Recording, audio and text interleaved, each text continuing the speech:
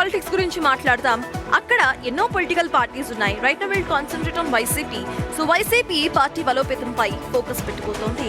ఇక వైసీపీ అధినేత వైఎస్ జగన్ ఇప్పటికే ఈ దిశగా ప్రణాళికను రచిస్తున్నారు. పార్టీ రాష్ట్ర స్థాయి కార్యవర్గ సమావేశం ఈ రోజు జరగబోతోంది. ఎమ్మెల్యేలు, ఎంపీలు, జిల్లా అధ్యక్షులు, రీజనల్ కోఆర్డినేటర్స్ తో పాటు 175 నియోజకవర్గాల కోఆర్డినేటర్లు హాజరు కాబోతున్నారు. పార్టీ పరిస్థితిపై నేతలతో చర్చించబోతున్నారు వైఎస్ జగన్. లోకల్ బాడీ ఎన్నికలే టార్గెట్ గా దిశానిర్దేశం చేయబోతున్నారు ఆయన. రాష్ట్రంలో ప్రజా సమస్యలు, తాజా రాజకీయ పరిణామాలు, ఎస్ఐఆర్ పైన చర్చించబోతున్నారు వైఎస్ జగన్. మొత్తానికి పార్టీ బలోపేతంపై ఫోకస్ పెట్టబోతున్నారు వైసీపీ అధినేత వైఎస్ జగన్. దీనిపై పూర్తి డీటెయిల్స్ మా ప్రతినిధి రాజేష్ అందిస్తారు. రాజేష్, పార్టీకి సంబంధించి మీటింగ్స్ లో కూడా వైఎస్ జగన్ హాజరు కాబోతున్నారా? ఎలాంటి ప్రణాళికతో ముందుకు వెళ్లబోతున్నారు జగన్? రాజేష్.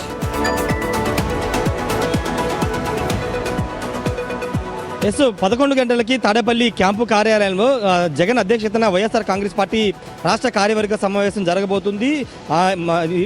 జిల్లా పార్టీ అధ్యక్షులు, రీజనల్ కోఆర్డినేటర్లు, ఇన్ఛార్జ్ అందరూ కూడా, సమన్వయకర్తలు అందరూ కూడా ఈ సమావేశానికి హాజరు కాబోతున్నారు. ముఖ్యంగా స్థానిక సంస్థలు ఏ విధంగా ముందుకు వెళ్ళాలి, ఏ విధంగా పనిచేయాలనే అంశం మీద ఈరోజు ప్రధానంగా చర్చ సాగే అవకాశం కనబడుతుంది. ఇప్పటికే మున్సిపల్ ఎన్నికలకు సంబంధించినటువంటి ప్రక్రియను ప్రారంభించింది. నవంబర్ లేదా అక్టోబర్ చివరిలో మున్సిపల్ ఎన్నికలు నిర్వహించి తర్వాత స్థానిక సంస్థల ఎన్నిక నిర్వహించాలని రాష్ట్ర ప్రభుత్వం ఎన్నికల సంఘం కూడా భావిస్తున్న నేపథ్యంలో దానికి సంబంధించిన అంశంలో ఈరోజు నియోజకవర్గ ఇన్ఛార్జీలు, జిల్లా పార్టీ అధ్యక్షులు అందరూ కూడా జగన్ దిశానిర్దేశం చేయబోతున్నారు. ఇప్పటికే జరిగినటువంటి ప్రతి సమావేశంలో స్థానిక సంస్థల ఎన్నికల్ని, అదేవిధంగా మున్సిపల్ ఎన్నికలు ఎవరు జోక్గా తీసుకోవచ్చు, చాలా సీరియస్గా తీసుకోవాలి, చాలా ఫోకస్డ్గా నేను కూడా చూస్తానంటూ జగన్ పదే చెబుతున్న నేపథ్యంలో ఇప్పుడు మరోసారి అంశాన్ని నేతలకు దిశానిర్దేశం చేసే అవకాశం ఉంది. ఎందుకంటే రూరల్లో వైఎస్ఆర్ కాంగ్రెస్ పార్టీకి ఓటు బ్యాంక్ ఎలాగే ఉంది. దాదాపు 40% ఓట్ షేర్ ఉన్న నేపథ్యంలో ఆ ఓట్ షేర్ని ఖచ్చితంగా నిలబెట్టుకునే విధంగా స్థానిక సంస్థల ఎన్నికల్లో పోటీ చేయాలి. ఎక్కడా కూడా ఏకగ్రీవాలు అయ్యే పరిస్థితి రాకూడదు. ఏకగ్రీవాలు అయితే మాత్రం చాలా సీరియస్గా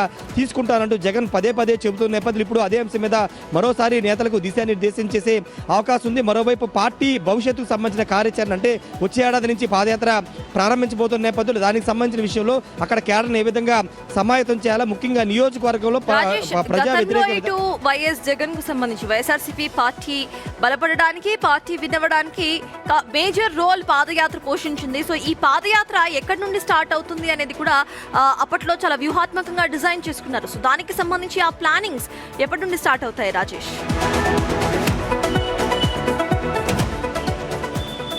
2027 వైఎస్ఆర్ కాంగ్రెస్ పార్టీ జూలైలో ప్లేనరీ అయిన తర్వాత ప్లేనరీ వేదికగా ఆయన పాదయాత్ర అనౌన్స్ చేసి తర్వాత ప్రారంభించే అవకాశం ఉంది. గతంలో ఇడుపులపై నుంచి ఆయన పాదయాత్ర ప్రారంభించారు. ఈసారి ఇడుపులపై నుంచి చేస్తారనేది చర్చ సాగుతున్నప్పటికీ ఇంకో చర్చ కూడా సాగుతుంది. ఉభయ గోదావరి జిల్లా నుంచి ఆయన పాదయాత్ర సాగుతుందనే ఒక చర్చ కూడా సాగుతున్నప్పుడు దానిపై ఇంకా పార్టీ అధిష్టానం ఇంకా క్లారిటీ రావాల్సి ఉంది. దాదాపుగా ఇడుపులపై పాదయాత్ర ప్రారంభమవుతుంది. అయితే దానిలోపే పార్టీని ఇంకా బలోపేతం చేయాలి. పాదయాత్ర ప్రారంభం అయితే ఇంకా పూర్తి స్థాయిలో రోడ్డు మీద ఉంటారు కాబట్టి అప్పట్లోపు పార్టీ నేతల్ని, అదేవిధంగా ఇంకా పూర్తి స్థాయిలో పార్టీ యాక్టివిటీ పెంచే విధంగా జగన్ ఈ రోజు కీలక దిశానిర్దేశం చేయబోతున్నారు. సర్తాజ్.